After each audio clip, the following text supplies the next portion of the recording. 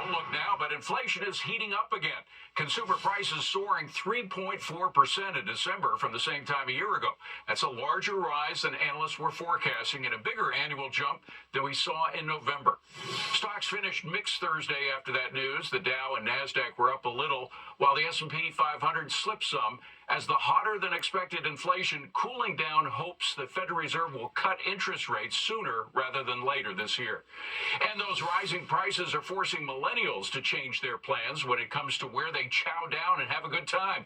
More than 6 in 10 surveyed by the company Cavuto Creamery say they're treating themselves to a special meal at home more because of inflation.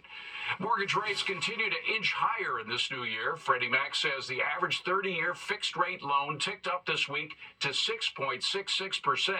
But that's still a full percentage point lower than we saw back in November. That's business. I'm David Asman. The MTA detailing the dangers of pranksters pulling emergency brakes on subway cars. Officials say it actually puts passengers' lives in danger. Last week's derailment on the one line was an example of vandals causing chaos and injuries. The MTA says last year there were more than 1,700 incidents of people pulling subway emergency brakes. It caused more than 7,000 delays.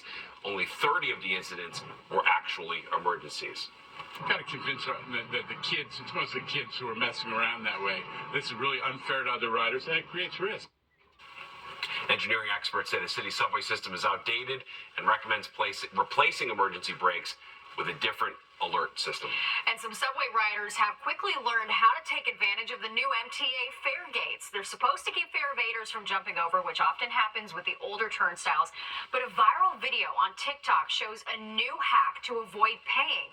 The New York Post reports that it can be opened by waving a hand near an ill-placed sensor. These gates are set to go into the 8th Avenue Penn ACE subway station and cost $700,000. Now, fare beaters robbed the city of $690 million in 2022. Well, there's lots to consider.